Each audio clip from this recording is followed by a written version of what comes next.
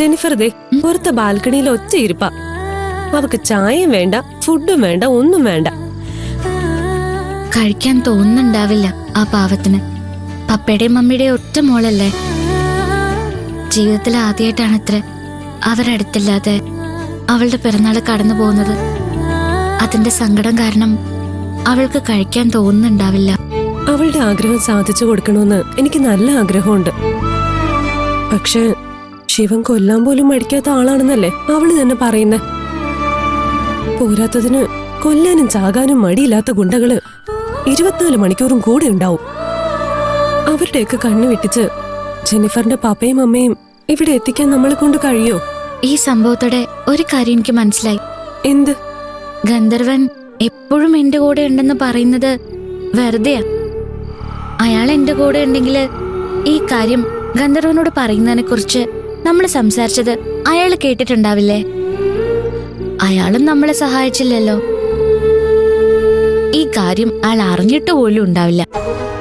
അത് ശരിയാ. നിങ്ങൾ ഇവിടെ നിൽക്കുമായിരുന്നോ? ഞാൻ എവിടേക്ക് നോക്കിയെന്നറിയാവോ? എന്താടി? നമ്മുടെ സുന്ദരി പാറുവിന് ഗന്ധർവന്റെ പ്രണയോപഹാരം വന്നിട്ടുണ്ട്. എവിടെ? പക്ഷെ ഇത്തവണ നാരങ്ങ മിഠായിയും സ്വീറ്റ്സും ഒന്നും ഗന്ധർവൻ കൊടുത്തയച്ചിട്ടില്ല. ഒരു പ്രേമലേഖനം മാത്രമേ ഉള്ളൂ. കവറ് ഞാൻ പൊട്ടിച്ചു. കൈ നീട്ടൊന്നും വേണ്ട. ഇത് നിന്റെ കൈ തരില്ല. ആദ്യം ഞങ്ങള് വായിക്കും. വേണ്ടടി, ഗിഫ്റ്റ് ബോക്സ് അല്ലല്ലോ, ലെറ്റർ അല്ലേ. മറ്റൊരാൾക്ക് വന്ന ലെറ്റർ വായിക്കാൻ പാടില്ല. ഇത് വെറും ലെറ്റർ അല്ലല്ലോ, ലവ് ലെറ്റർ അല്ലേ. മറ്റൊരാളുടെ ലവ് ലെറ്റർ വായിക്കുന്നത് നല്ല രസമുള്ള ഏർപ്പാടാ. ചിലപ്പോ നാണം വരും. എഴുത്തിലൂടെ ഉമ്മയൊക്കെ കൊടുക്കുന്നവരുണ്ടല്ലോ. പക്ഷേ ഇവളുടെ ഗന്ധർവൻ ഇതുവരെ ഇവൾക്ക് എഴുത്തിലൂടെ ഉമ്മയൊന്നും കൊടുത്തിട്ടില്ലല്ലോ. അയാള് ഡീസന്റാ. ഇങ്ങത്താ, അല്ലെങ്കിൽ വായിക്കേ. എഴുത്തിൽ എന്താണെന്ന് അറിയാനുള്ള ആകാംക്ഷയില നമ്മുടെ പാറുക്കുട്ടി. ഒന്ന് പെട്ടെന്ന് വായിക്കേ.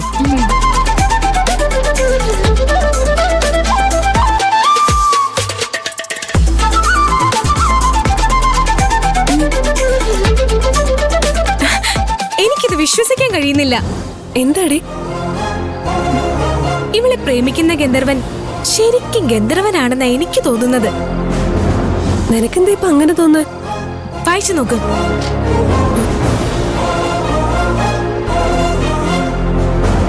എന്റെ കൃഷ്ണ, എനിക്കും ഇത് വിശ്വസിക്കാൻ കഴിയുന്നില്ല. ഒറിജിനൽ ഗന്ധർവൻ തന്നെയാണെന്നാ എനിക്ക് തോന്നുന്നത്. ഈ സിനിമയുടെ ഡയലോഗൊക്കെ ഓർമ്മയില്ലേ? മാനാകാനും മയിലാകാനും പൂമ്പാറ്റയാകാനൊക്കെ കഴിയും ഗന്ധർവന്മാർക്ക്. ഇവളുടെ ഗന്ധർവൻ 24 മണിക്കൂറും ഇവളെ തന്നെ നോക്കിക്കൊണ്ട് പൂമ്പാറ്റയുടെ രൂപത്തിൽ ഇവിടെ എവിടെയോ ഇരിക്കുന്നുണ്ടെന്നാ എനിക്ക് തോന്നുന്നത്. എന്താടി എഴുത്തിലുള്ളത്? ഓർക്ക വായിക്കാൻ പറ്റില്ലെങ്കിൽ ഇങ്ങതാ.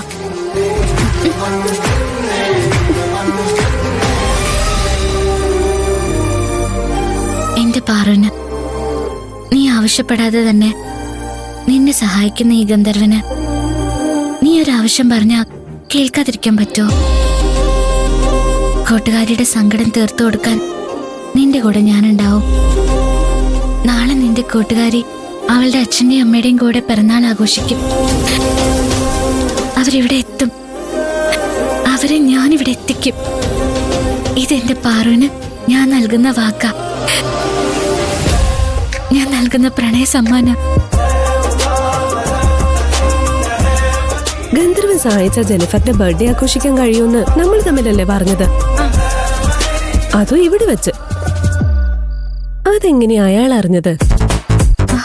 അതാ ഞാനും ചോദിക്കുന്നേ. അയാള് ശരിക്കും ഗന്ധർവൻ തന്നെയാണോ? നമ്മൾ എന്തൊക്കെ ചെയ്യണമെന്നും ഗന്ധർവൻ ഇതിൽ വിശദമായിട്ട് എഴുതിയിട്ടുണ്ട്. ഇതിൽ എഴുതിയിരിക്കുന്ന ആശുപത്രി കൈലാഷ് സാർ അന്ന് കിടന്ന ആശുപത്രിയാ. നമുക്ക് ഈ കാര്യം ഇപ്പൊ തന്നെ ജെനിഫറിനെ അറിയിക്കാം. അവൾക്ക് സന്തോഷാവും. വാ മീര, നിക്ക്. തൽക്കാലം ഇക്കാര്യം ജെനിഫർ അറിയണ്ട. ഓ, അവൾക്ക് സർപ്രൈസ് കൊടുക്കാൻ വേണ്ടിട്ടാണോ?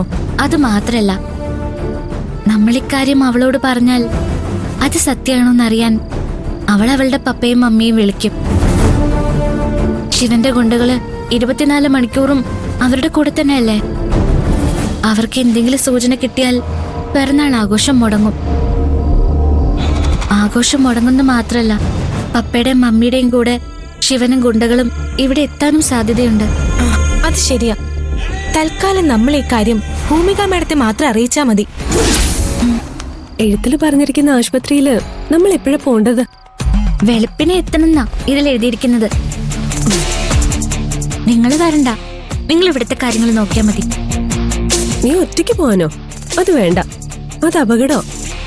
നിന്നെ ഞങ്ങൾ ഒറ്റയ്ക്ക് പറഞ്ഞയക്കില്ല. ഞാൻ ഒറ്റയ്ക്കല്ലല്ലോ, ഗന്ധർവൻ അവിടെ ഉണ്ടാവില്ലേ? ഇവള് പറഞ്ഞതിന്റെ അർത്ഥം നിനക്ക് മനസ്സിലായോ?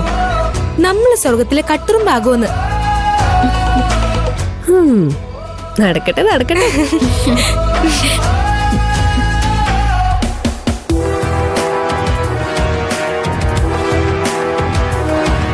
നീ ആരെയാ വിളിക്കുന്നത്? പപ്പേ. നിന്നെ പോലെ അവര് നിന്റെ ബർത്ത്ഡേ ആഘോഷിക്കാൻ കഴിയില്ലെന്നോർത്ത് സങ്കടപ്പെട്ടിരിക്കുമായിരിക്കും. നീ വിളിച്ചാ അവരുടെ സങ്കടം കൂടെയുള്ളൂ. നീ വിളിച്ചില്ലെങ്കിൽ അവര് കരുതും നിനക്ക് ഒരു വിഷമവും ഇല്ലാന്ന്. അത് അവർക്ക് കുറച്ച് സമാധാനം നൽകും. പപ്പയ്ക്കും മമ്മിക്കും ഈ രാത്രി സമാധാനത്തോടെ ഇരിക്കാൻ കഴിയില്ല. എല്ലാ കൊല്ലവും കൃത്യം 12 മണി കഴിയുമ്പോ കവളത്തൊരു മുത്തവും തന്ന് ഹാപ്പി ബർത്ത്ഡേ വിഷ് ചെയ്യാറുള്ളത്. ഗിഫ്റ്റും തരും രണ്ടാളും. അതൊക്കെ ഓർത്ത് അവരും സങ്കടപ്പെട്ടിരിക്കുകയായിരിക്കും. സങ്കടപ്പെട്ടിട്ട് എന്താ കാര്യം? സാഹചര്യം മനസ്സിലാക്കി പെരുമാറല്ല വേണ്ടത്. പിറന്നാൾ ആഘോഷിക്കാൻ കഴിഞ്ഞില്ലെങ്കിൽ എന്താ, ജീവൻ ബാക്കിയുണ്ടാവല്ലോ, അതിന് സന്തോഷിക്കല്ലേ വേണ്ടത്. ഈ 4 ചുവരുകൾക്കുള്ളിലും എന്റെ ജീവിതം. എലിപ്പെട്ടി കുടുങ്ങിയ എലിയുടെ അവസ്ഥ എന്റേത്. ഇങ്ങനെ ജീവിച്ചിരുന്നിട്ട് എന്താ കാര്യം? ആ നേതാവ് കൈക്കൂലി വാങ്ങുന്നതിന്റെയും ആളെ കൊല്ലുന്നതിന്റെയും ഫൂട്ടേജ് ടെലികാസ്റ്റ് ചെയ്യിപ്പിച്ചത് കൊണ്ടല്ലേ നീ ഈ എലിപ്പെട്ടിയിൽ കുടുങ്ങിപ്പോയത്. ചെയ്തതൊരു മണ്ടത്തരായിപ്പോയെന്ന് നിനക്കിപ്പോ തോന്നുന്നുണ്ടോ?